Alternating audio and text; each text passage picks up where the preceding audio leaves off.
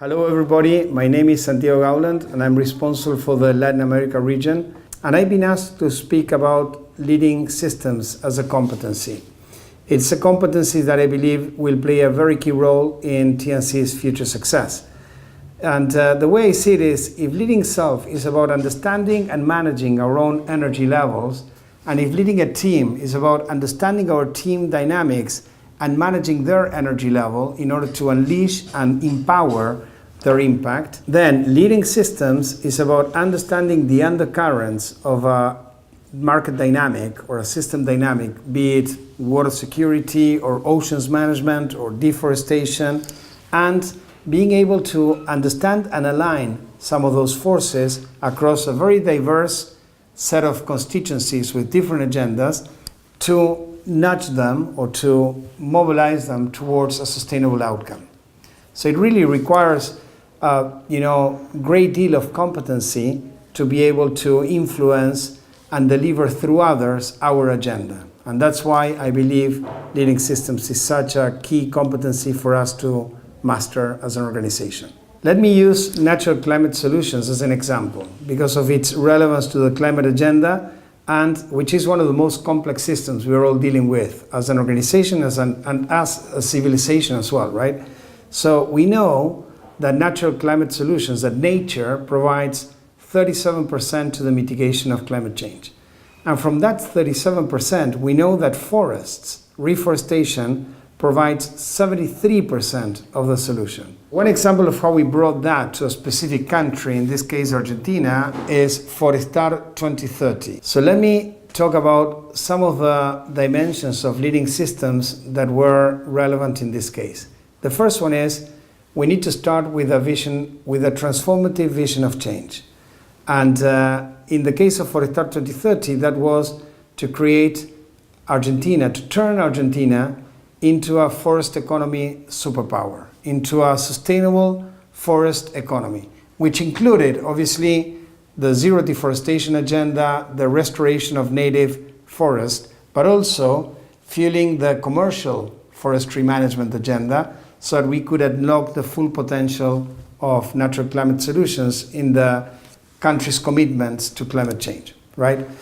The second element that was fundamental in this competency was to understand, in the current context of Argentina, which are the boundaries to the system, change, what are the underlying currents and barriers to achieve that vision of change. So are the barriers lack of productivity in the country, or are there macroeconomic barriers, or lack of investment and capacity to really compete in a forest economy? What are the barriers? But also, what are the opportunities? And what can fuel that agenda in the country? Be it the growth of the forestry sector globally, exportation of opportunities, be it the market pool for sustainable wood, for construction or furniture or whatever it may be.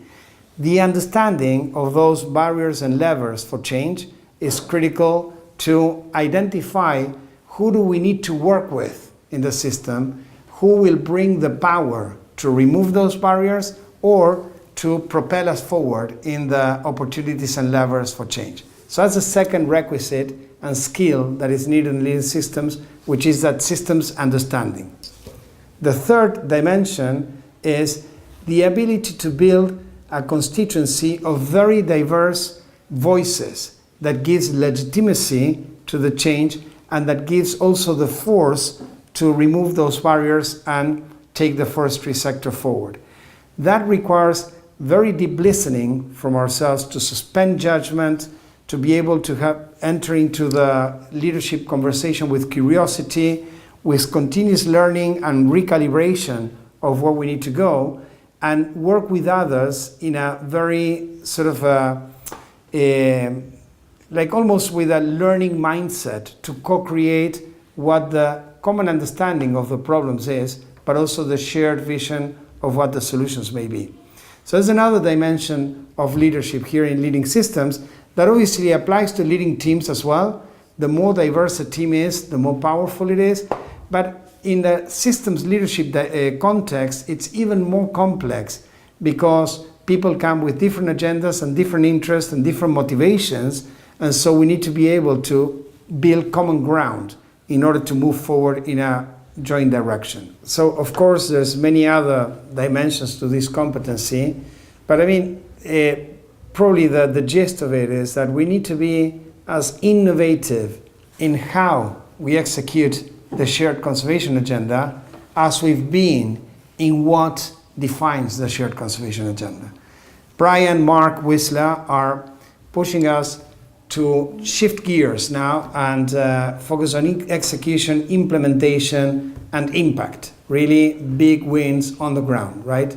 And for that, we need that proficiency on how we are able to influence broad and diverse constituencies in order to deliver the agenda, the shared conservation agenda, at a scale that really matters, at a scale that in the next 10 years we can see a big shift in the way nature is mainstreamed into market dynamics and into economic systems and social systems in a much more sustainable way. That's the challenge. It's a very big challenge, but I believe that with the competency framework, the leadership we have, and also building on our core, our DNA as an objective broker, convener, facilitator of collective action, TNC is poised to play a very pivotal role in the agenda on the years to come. Thank you very much.